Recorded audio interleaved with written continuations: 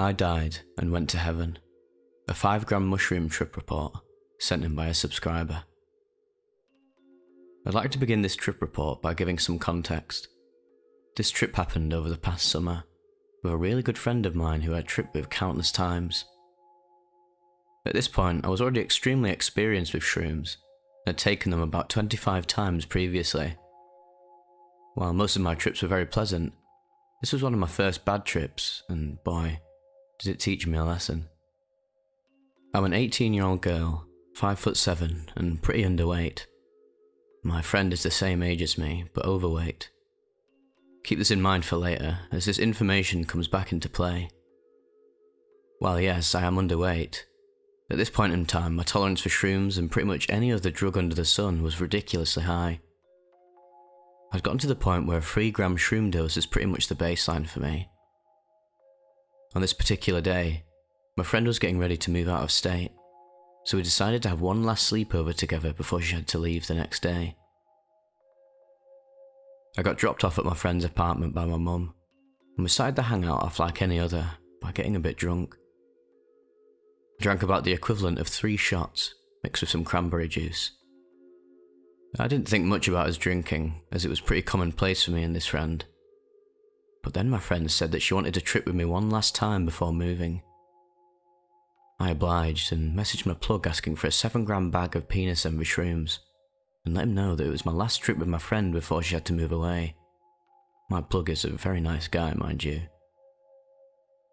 I secured the bag of shrooms and then went back to her apartment to inspect them. It looked like a lot more than 7 grams, and I was pretty sure that he may have thrown in extra since I'd mentioned it was my last trip with this friend of mine. Not to mention the actual mushrooms themselves were ginormous, with thick long stems and tiny caps. I knew I was in for a wild ride, but nothing could have prepared me for what was about to take place. I had my mum take us back to my place to spend the night, because my room is extremely trippy and it's the perfect setting. As soon as we got to my room, I busted out the baggie and began to portion out our respective doses with a scale from my kitchen. As it turned out, my plug had given us closer to 10 grams instead of 7. The highest dose I had taken before this night was 4 Gs, and I was about to take 5. My friend and I downed them with a bit of water and waited for them to hit. We started talking for a while until suddenly I could feel the come up creeping up on me. It felt very warm and pleasant and giggly at first, but things started to intensify rather quickly. The visuals hit very soon after, and they were unlike any other shroom trip I'd ever had. It started off with everything violently waving, shifting and swaying. I turned to my friend and told her, "I think this is the highest I've ever been in my entire life." She laughed and thought I was being funny, but little did I know that things would get even crazier later on. About an hour passed of us talking about what we were experiencing, and things started flying off the rails. I glanced at my mirror, and it was like I could outwardly see the movement of my blood pumping throughout my body under my skin. The objects around me were plastered with vividly colourful, ever-changing patterns of mandalas and fractals. When I looked out my window, it looked as though a raging storm was aggressively pushing and pulling the trees in my vicinity. I kept asking my friend if it was storming outside, to which she repeatedly told me that it wasn't. By now, I hadn't peaked yet, but to try and distract myself from the chaos occurring around me, I pulled up some images of neat things on the internet to trip out on. I searched up an image of the earth, and it was overlaid with the same patterns of the fractals and mandalas that covered me in my room. The clouds in the image were swirling and moving as if I was seeing live footage of our planet from afar. Similarly, when I looked at a picture of a galaxy, it was spinning and swirling as if I was seeing it in person with my own 2 eyes. I looked up from my phone, and the peak began to hit me. And damn, was it hitting me hard. My cat was in the room with us at this point, and he seemed to be freaking out while watching us. I can't blame him, because we probably looked and sounded insane. He walked up to me, and after petting him, he sat about a foot away from me and started grooming himself. As I watched him lick his paws, it appeared as though time began to loop in on itself. He'd lick his paw, and then almost as if I was watching an instant replay, the same action would rewind, play out again, rewind, and so on and so forth about 5 or 6 times. The movements of my friend and my cat started glitching out, repeating swiftly and aggressively over and over. My cat went to a corner of my room further away from me, laid out on his side, flat against the floor. One of my worst fears is of my cat passing away, as he's quite old, and also my childhood cat, which I love very dearly. So I walked over to him, crouched down, tried nudging him to get up, and his body seemed limp and motionless. My heart sank to my stomach, and the searing hot sensation of fear coursed through me. Did he die? I thought to myself, in a state of violent panic. With this thought came a feeling that I can only describe as losing a part of myself. I was overcome with grief and fear. I nudged him more aggressively, and to my utter relief, he got up. I let him out of my room so I wouldn't focus and worry so much about him. But it was after that point that the trip was far beyond saving, or becoming pleasant once again whatsoever. True peak began to hit me. It was the most bizarre, otherworldly experience that I have ever encountered. It was as if I had gone blind. All I could see were the patterns of shifting and changing fractals and mandalas filling the entirety of my vision. I couldn't move, speak, hear, think, or feel anything. I was completely convinced that I'd passed away and was glimpsing the afterlife. The patterns started organizing themselves into an overwhelming, terrifying, but simultaneously awe-inspiring formation. There was a large eye at the center, surrounded by rings and rows of smaller eyes, shifting around the middle. In the background was orange and brown, earthy-coloured formations of changing shapes. At first, all I could hear were the sounds of what seemed like billions of people, dead and living, calling out, crying, laughing, speaking and screaming in every language all at once. It was as if I was hearing every sound that was being made or has ever been made before on the planet. The noises slowly shifted into the sound of thousands of heavenly singing voices, like a choir of infinite proportion. They hummed and chimed in unison, and it was the most beautiful but overwhelming sound to have ever graced my senses. I had no knowledge of who I was, who I love, my family, my name, my friends, or any knowledge of my human life thus far. It was as though I didn't exist anymore. Fully convinced I was witnessing God himself, I asked him, without speaking, "Where do we go when we die?"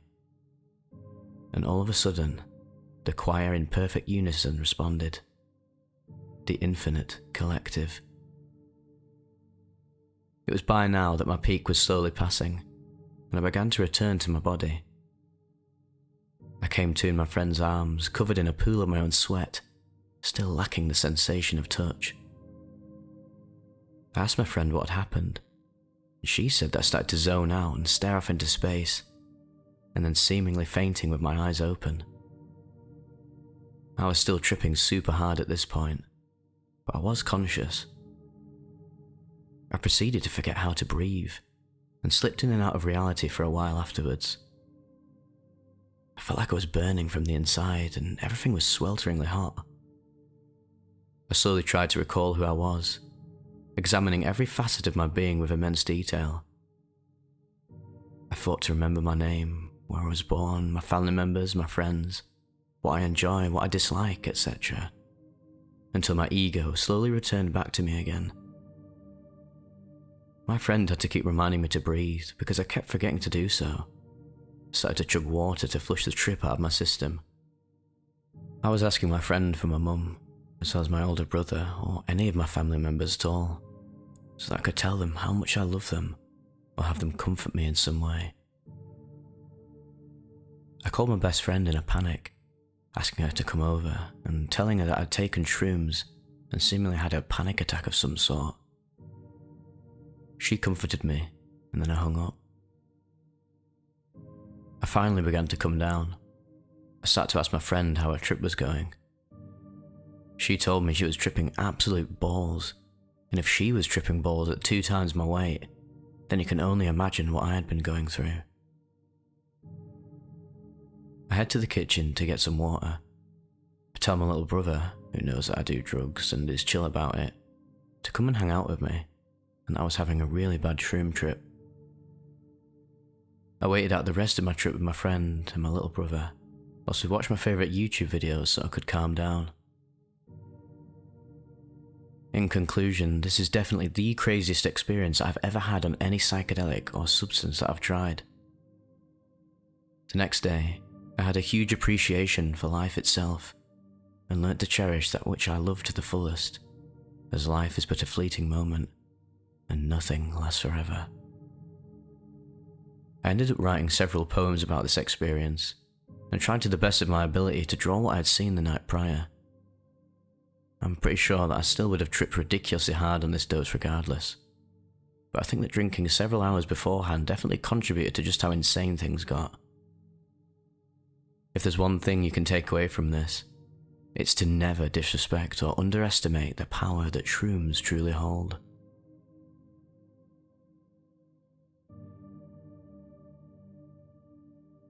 So I just wanted to leave some of my own thoughts after this. I know a lot of you missed the commentary, but I also respect the people who just purely want to listen to the trip reports. But yeah, I did want to address that for the rest of November, in contrast to October, where we were celebrating Halloween, featuring all the dark and twisted reports out there, I want to start focusing more on the transformative, positive experiences that people can have through psychedelics and other mind-altering substances.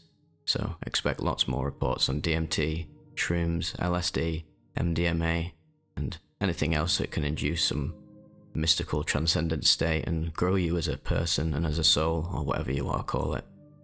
So, although this person clearly went through some form of suffering, a panic attack, etc., oftentimes when you are having an ego death experience or transcending the human mind, there will be some form of suffering, resistance or pain, but the best thing you can do really is embrace that, accept it and let it go, and that's a very function of ego death.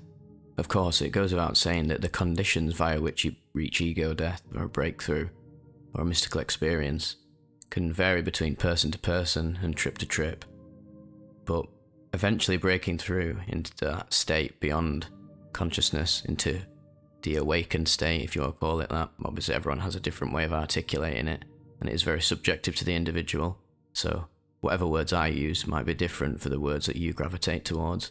Just shows how relative these trips and mystical experiences can be. Regardless of that, the journey towards breaking through, oftentimes, and more often than not for me, requires the acceptance, embrace, and letting go of the pain, moving on from the ego's idea that it needs to cling to sort of this homeostasis, this balance of, oh no, I'd rather just stay as I am right now, please don't let me go. And then it will induce that pain to sort of tether you. And yeah, the very process of transcending that pain is to feel it and let it be. And then yeah, let it go to the best of your ability. Obviously it's not going to be easy. It's like, oh yeah, I'm feeling it now, let's just let it go. You're going to have to seriously, consciously focus on that in sort of a mindful, meditative fashion. And yeah, you can see this a lot, especially with sort of ayahuasca as well. If you listen to any of the sort of bad trips, quote unquote, because oftentimes these bad trips, like they are here, this girl described her experience as being a bad trip. But oftentimes, I mean, it's said so much by psychonauts that bad trips often end up, in hindsight, being your most transformative, your most positive experiences. The bad is just sort of the mind's perception, the human mind's perception of bad being something painful and good being something pleasurable. And actually, the real bread and butter of it is that that's just our perception of what is, when actually it's all just goodness. The badness that you experience is just the catalyst for the deep existential goodness that lies beyond.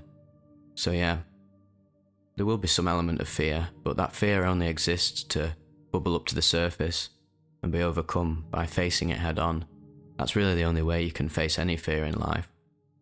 A little funny story about my understanding of facing fear is that it's just a little funny anecdote. I guess everyone's sort of, not everyone, because some people aren't scared of spiders and creepy crawlies, centipedes, anything that's a bit fucking skits, mate. And the only way to face that is to actually just sort of embrace it and pick it up and let it be. Obviously, I'm not advocating people to pick up centipedes and spiders, especially if you live in Australia, because you're probably going to have a bad time, mate. But if you live in the UK and there's them little, well, not little, them massive house spiders are crawling about your walls and that, if you're scared of the spider, what you need to do is you need to literally pick it up, hold it, and let it be. And I was scared of spiders for ages. I'm not even scared of them, but like, just freaked out. I mean, if I see a spider, I'm not scared, but the thought of it touching me gives you the heebie-jeebies, mate. And the only way to sort of overcome that is to let the spider be as it is and accept that there is nothing to fear. So now, instead of me skitting my bean out and thinking, oh mate, I'll just get that in a glass and throw out the window or kill it, which I will never do anymore, but you do it when you're younger, don't you? Think, oh, I'll just kill this, it doesn't matter. But you become so conscious to a point where you're like, why on earth would I want to stop?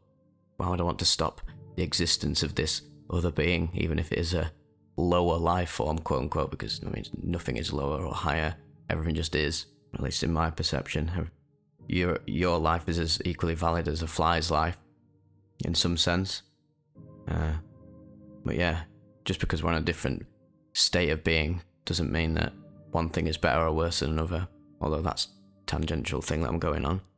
So yeah, now every time I see a spider, let's just pick it up, and maybe there will be a bit of resistance because there's been decades of fear associated with spiders and the weird feeling of them touching you. I mean, they're pretty freaky boys, them spiders. But yeah, the only way to overcome that is to just pick them up and realise that the fear is all imaginary. And you keep doing that, facing the fear head on, and then soon enough, you'll be holding thousands of spider boys in your hands, having a bath with them and not even being arsed about it. Although that's pretty extreme. I hope you get what I'm pointing towards. It's just that fear itself can't be overcome by fearing it deeper. You got to love it and accept it.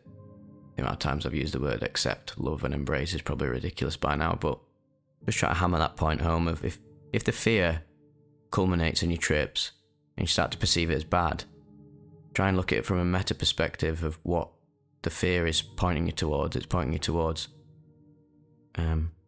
transcending it and seeing the fear as just a stepping stone towards deeper love, deeper acceptance of yourself and negative emotions. And this is the sort of stuff that will give you superpowers in the end. You'll be able to handle life far deeper than most normal people can, because you won't necessarily achieve more pleasure by delving down the psychedelic rabbit hole and mysticism and just anything like that. You won't necessarily be inundated with pleasure, because that's just sort of the hedonistic path, and that's obviously the ego talking really, because the ego loves pleasure and wants to say at the baseline just, oh, more pleasure, less pain.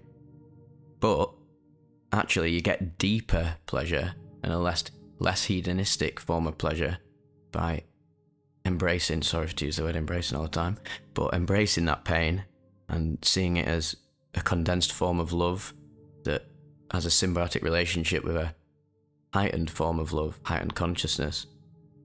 They're very much in a relationship with each other in a yin-yang type of fashion. My God, I'm tripping over words so much, I apologise. But yeah, I'm going to keep featuring more reports like this. I know people said, oh, can we just have straight up positive experiences? But what I'm trying to tell you here is that the deepest positive experiences are those that incorporate some element of facing the fear and transcending it. So there'll be a lot more of these coming in November, but I will also try to feature straight up loving, positive experiences that just cut straight through the BS of the human ego. Human ego's attachment to suffering and pain and etc., and just straight up be happy-go-lucky reports. But they'll also be complemented by these more in-depth experiences where at the end of it you realise love, but during it can be quite painful. I think they're the best type of reports personally, and oftentimes they end up being the most mystical ones, experiencing this infinite cascade of voices and godlike energies and giant eyes in the vein of DMT entities watching over you, or biblically accurate angels, whatever they are. Everyone has some form of subjective experience of this entity type being or godlike feeling that you can be blessed with. But yeah, whatever it is, we're all experiencing it in a different flavour, a different sort of way, but we can all agree that at the end of it we do come out a deeper person. And yeah, also, one last point, if you're 18, please don't be using psychedelics. I don't fully advocate for this girl doing so. At the end of the day, you will do whatever you want to do and I can't stop you, but if you really care about sort of having a manageable psychedelic journey, I'd say you should wait until you're at least 25 to get deeper into this. Obviously there's nothing wrong with experimentation, and never berate yourself for experimenting when you're younger, but for those of us who are really serious about experiencing these deeply altered heightened states of consciousness, I'd say it's for the best to get your foundational aspects of your life sorted beforehand, because at the end of the day you will always come back to being a human, and there's a lot of basic human needs that need fulfilling early on in your life, burning through your karma, etc., burning through your desires, exhausting them, getting out your system, sorting your career out, your passions, and just general human stuff that sometimes is a bit of a grind, but is also a pleasure to develop. So yeah, it will complement your life more so if you wait a bit later until you've matured mentally, physically, because obviously your mind's still developing when you're a teenager up until you say 21. Or it's different for everyone, but you get me, I hope. So yeah, hope you enjoyed this one, and I know you've been looking forward to the return of the positive developmental reports, so yeah. See you guys in the next one.